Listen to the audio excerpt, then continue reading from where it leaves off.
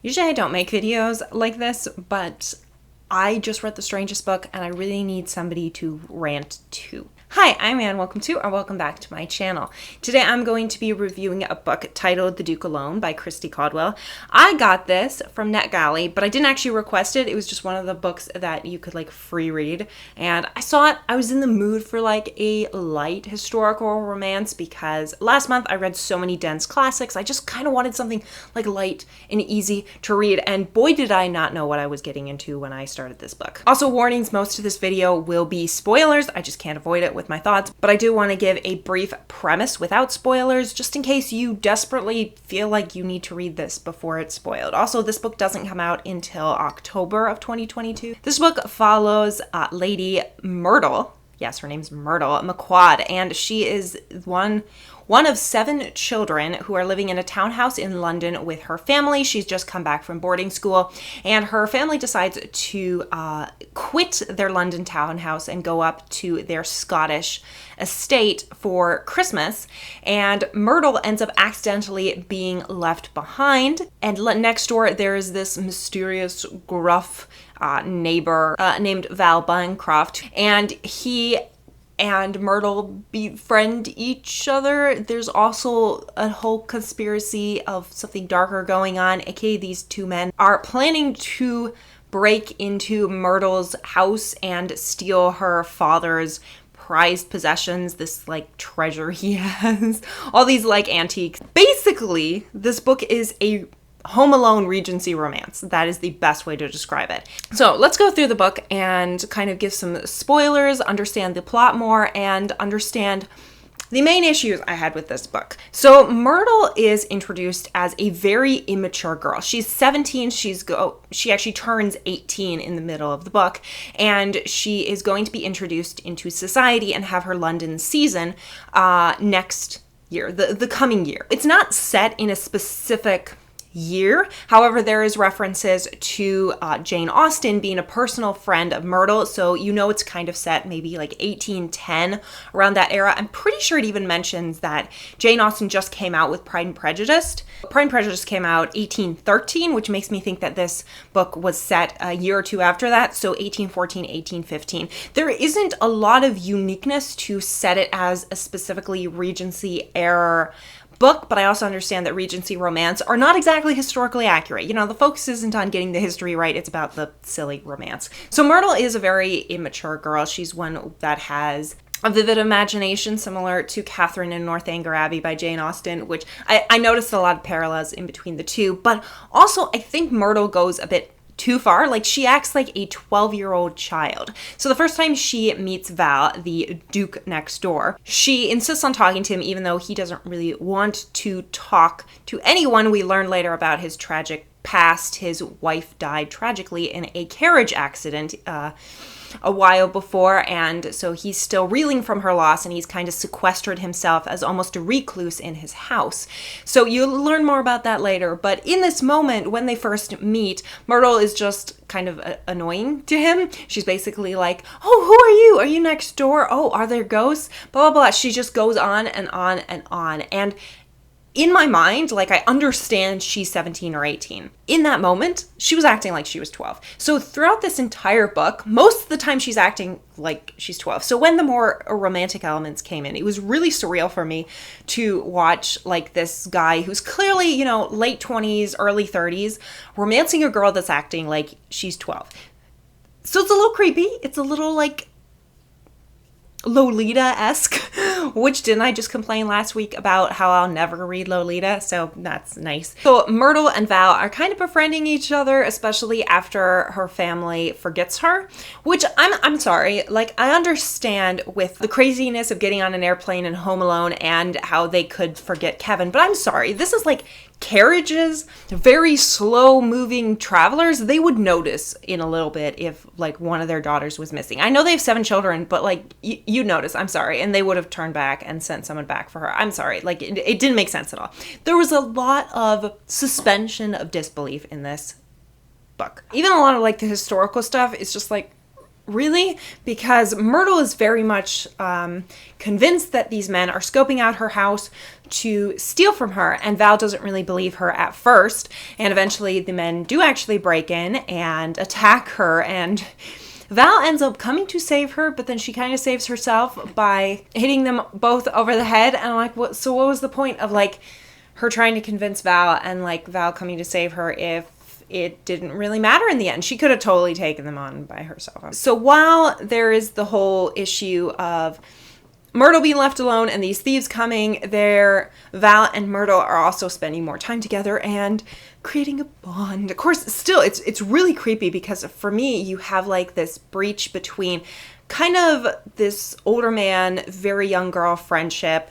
And while that appeared to be kind of creepy, I also understand, like, if it was more of like an elderly brother type relationship and this wasn't actually a romance, I probably wouldn't have minded it that much, because Myrtle feels, like I said, she's 12, and I love the plot where like an older, hardened person takes a child in and kind of nurtures them and kind of becomes less gruff. You see it in Up, the Pixar movie, which I love that movie so much.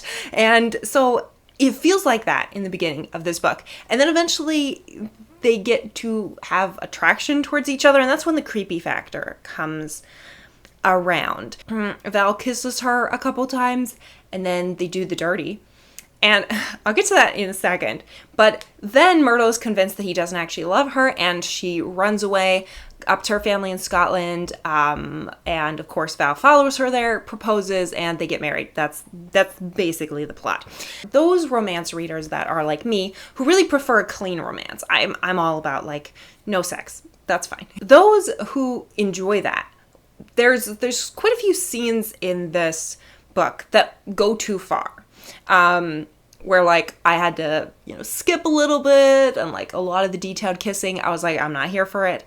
But for those who want more of like that erotic experience, there's also not descriptions of like the actual sex scene. So it's quite strange, because I feel like an audience that wants a clean romance won't be happy with this book, and an audience that doesn't want a clean romance will also not be happy with this book. So there's this like very strange middle ground where it almost goes into YA territory, where a lot of YA books will describe kissing, but they won't go any further. But then you have more of like the adult aspects of adult romance that aren't gone to all the way. So it's quite a strange book. And I talked earlier about suspending disbelief, and you really have to with this book, because I get that this author isn't focusing on the Regency era and really understanding the Regency era. It's just a very vaguely historical time period. There's nothing besides references to Jane Austen to set it specifically in the Regency era. But there are a lot of things that were completely ridiculous. For example, Myrtle, when she sees the thieves scoping out the house, why doesn't she call the police? It is not like she is in the country wilderness and Val is like the only neighbor for miles. And that's what it feels like in this book. This is London. I don't care if it's winter. This is London. London is one of the busiest cities in the world. Even if it was during the Regency era, it was still a very busy city in the Regency era. And to have there not be any type of police officers, I mean, they didn't quite have the police officers they do now. I'm pretty sure the police officers themselves weren't invented until like the 1840s, 1850s. I know Scotland Yard didn't come out till later, but there are people around that you can go to for protection. Like, she didn't need to like bully her neighbor into protecting against thieves. She could contact authorities of some sort. So that was quite strange. And like nobody is around. Nobody is described to being around except in the beginning, her family. After they leave, there is Jenkins, I believe, the servant of Val. But besides that, there's no other characters outside of these thieves. So I'm like, well, what's going on? Like, especially since after they catch the thieves, they just call the police anyway and have them taken away to jail. So I'm like, well, why couldn't you do that in the beginning and just have like one guard assigned to like protect the house? Especially since she's a young woman living alone. And that also didn't make sense, because one of the big themes of the book is that Myrtle doesn't feel like her family cares about her because her mother sent her to boarding school for many years. And that comes to a close when her mother says, yeah, that was one of the hardest things I had to do, and I really hated sending you away. So they have this like beautiful bond bonding moment. But also, Myrtle does not act like someone who has gone to boarding school for many years. If you know anything about Regency or Victorian schools, a lot of them were very harsh. The more poor schools were abusive, I would say. But even the elite fancy schools, they were very hard on their students. These young women had to learn all these tiny little etiquette rules and remember all these different dances, how to hold a fan, how to act in public, and certain decorum. And Myrtle does not act like she absorbed any of that. And I'm sorry, like if you are a Regency lady that has gone off to go boarding school for many years, you would know some of that stuff. You wouldn't just want to be alone with a guy all the time and just be fine with him kissing you. I'm sorry, like, I understand that this is supposed to be like a romance, but there's only so much I can suspend disbelief, especially after they sleep together. It really didn't make sense that Myrtle then says, oh yeah, but he doesn't love me, so I'll just leave and go back to my family. And I'm like, bitch, you just slept with him. You literally ruined your reputation forever. And she acts more like Lydia from Pride and Prejudice. I only know that because I literally just finished Pride and Prejudice a few days ago. So it's just like so frustrating to see.